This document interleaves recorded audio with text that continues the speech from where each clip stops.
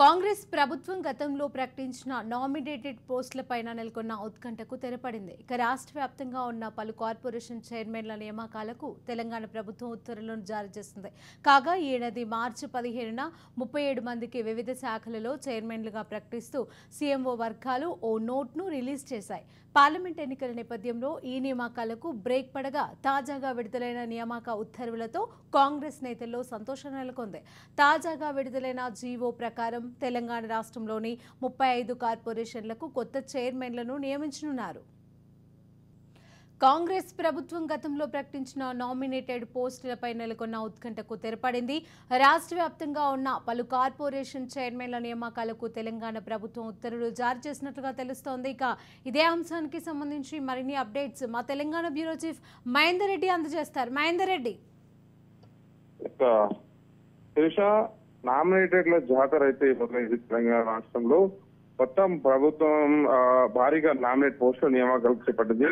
మొత్తం 35 corporation chairman నియమిస్తూ అధికారికంగా ఉత్తర్వులు అయితే జారీ చేసింది. అలాగే చాలా మంది ఆశావాదులు అలాగే ఎంపీ ఎన్నికలకు ముందు నామినేట్ పదవులకు దరఖాస్తు చేస్తున్నారు. మరి పార్టీలో పదిగా చురుగ్గా పనిచేసిన వారికి ముఖ్యమంత్రి రేవంత్ రెడ్డి దాదాపు ఈ పదవులు ఇవ్వడానికి సిద్ధంగా ఉన్నారు. అలాగే ఈ పదవులు అప్పగించారు కూడా.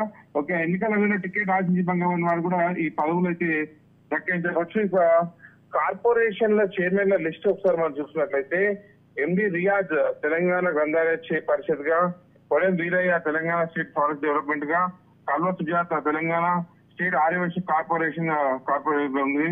అలాగే Gurunath Reddy Telangana state housing corporation గా, ఇలా దాదాపు ఇవన్నిట్లో కూడా ఉన్న పరిస్థితి కనిపిస్తుంది. అలాగే మాజీ కేంద్ర మంత్రి కొడాలికి కూడా నామినేటెడ్ పోస్ట్ అయితే మాజీ మంత్రి పూంజల శివకుమార్ కోడలు కూడా నామినేటెడ్ పోస్ట్ అయితే పడిచింది.